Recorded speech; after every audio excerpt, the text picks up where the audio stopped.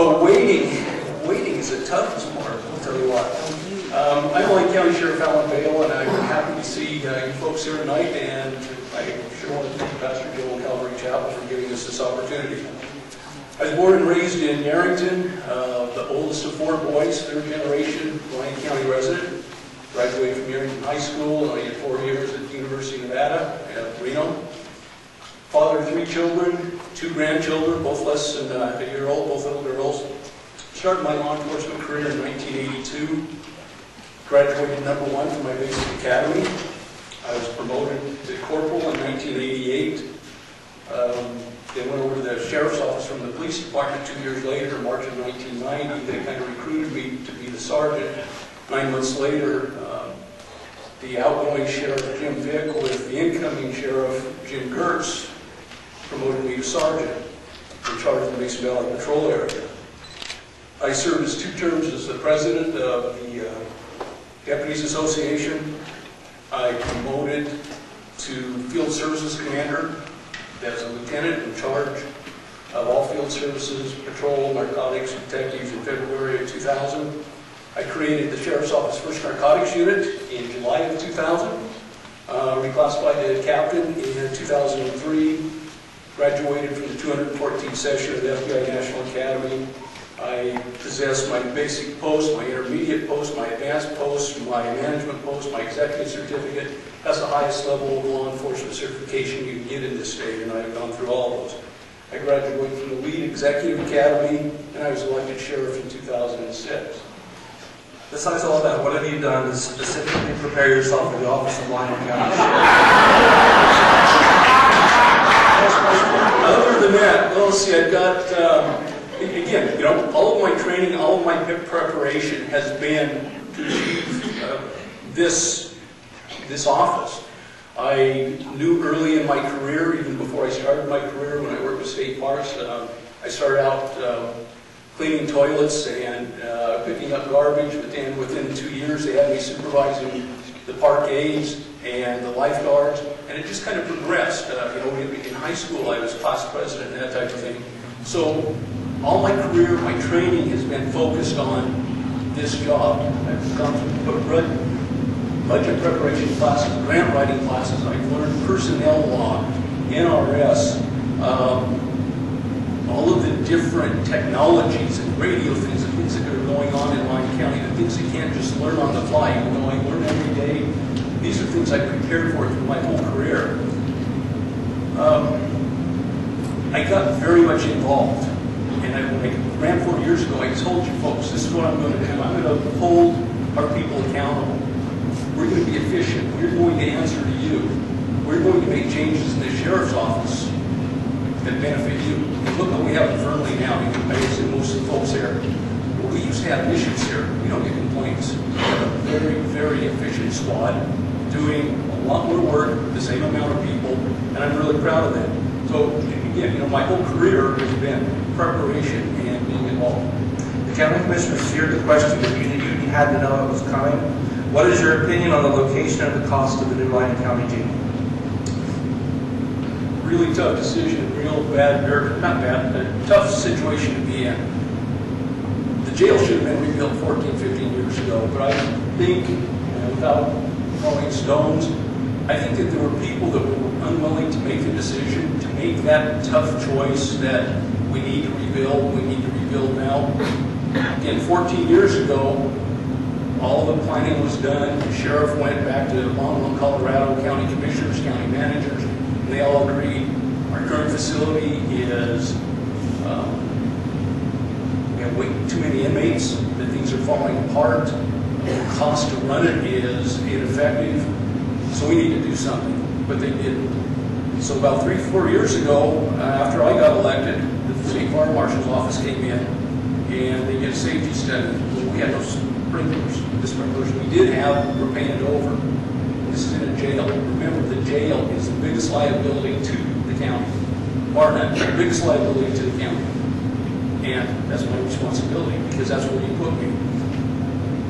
Do we have to have a new jail right now? Yes. We're averaging over 90 inmates now. We've got 54 beds, but we can only classify 38 inmates. 28 female inmates at one time in an 8-bed cell. When you have problems with female inmates, how many inmates you have to have? 2. One's fine, 2, it's issues. So we're way under HAA, American Jail Association, American Correctional Association standards. We've got the fire marshal's office breathing down our neck. Our fire doors won't work. They can't repair them. They're too old.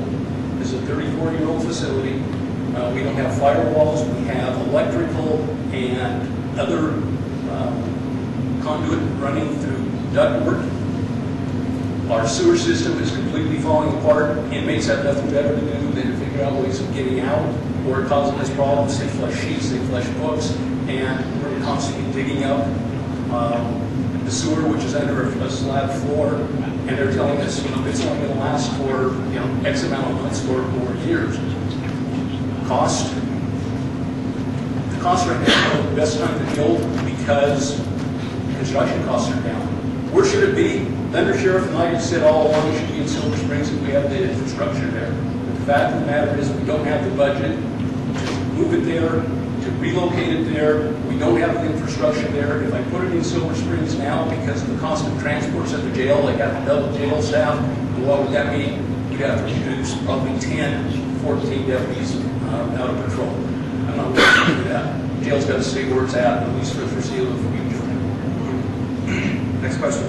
What will you do to keep the momentum that the Sheriff's Office currently has to continue the increase in professionalism, to continue the forward thinking, the efficiency, accomplishments, and accountability of the Sheriff's Office, even when faced with the current economic crisis that Lyon County is in? Well, again, we go back to what we're already doing. Big thing is involvement. You've really seen that here in Fernley. Our deputies, or myself, or our supervisors go to the council meetings. They go to neighborhood watch meetings. They get involved with secret witness. You folks are our eyes and ears. When we're only running 2 or 3 deputies per shift, we need you to help us out. You know us out of place in your neighborhood. We count on you to let us know. And you've seen crime rates in Fernley drop. And when we do our big crimes, we're solving them. And again, we're getting a lot of help here. Technology. We're bringing in all sorts of technology to make our people much more efficient. These are things that I've been deeply involved with the Sheriffs and Chiefs Association. I'm on that board of directors. I'm the vice president on the board of directors for Healthy Communities Coalition. And again, working with this coalition, it's not just all about enforcement. It's working prevention, working interdiction. It's doing approaching the criminal element from different standpoints. So if we can stop it before it happens, it's much more effective, both financially and with our manpower. I am on the school district advisory board. And again, if we can get the kids at an early age to go to school, in elementary school and then through intermediate school, through high school, and they're learning, then we don't have to deal with them later as criminals. And that's been proven. Getting kids going to school is very important. Also, traffic safety, we're a member of that. I've written a whole bunch of grants, a lot of grants, involving millions of dollars here to operate our SET team, which is brand new, our sex offender task force, which we go out and we go after the sex offenders. We don't wait for them to offend, we go out there and keep after them. Our new game unit that we rolled in conjunction with Douglas and Carson City. All brand new things, all proactive for law enforcement. It has been mentioned that there is a decrease in the morale of the Lyon County Sheriff's Department. Do you believe there is a problem? And if so, what are your plans or goals to increase morale? I don't believe that for a minute. If you look at this police squad, nobody's leaving. There was a couple of issues during negotiations where I stood tough and said, no, we're not going to give in to that. And I have also stood tough, like I told you 4 years ago. I'm going to hold our people accountable. We've got some very good deputies, but we've got a couple of malcontents like we would anywhere else. And those malcontents go out and they stir everybody up because I can't tell you and all the deputies what happened with the disciplinary action with one of the deputies. But that deputy will tell them their version. It's not a morale issue. Every 40 years we get a morale issue. Morale's a personal choice. I choose to have good morale. I choose to be optimistic. I think the majority of our deputies also do the same way, but I think they're doing a darn good job for it. Thank you very much. That's the amount of your time, but I'm going to give you a bonus question. All right. Who is your favorite chaplain within the Lyon County Sheriff's Office? I would have some very excellent chaplains, but I probably have to say Pastor Joe Gale is right up there.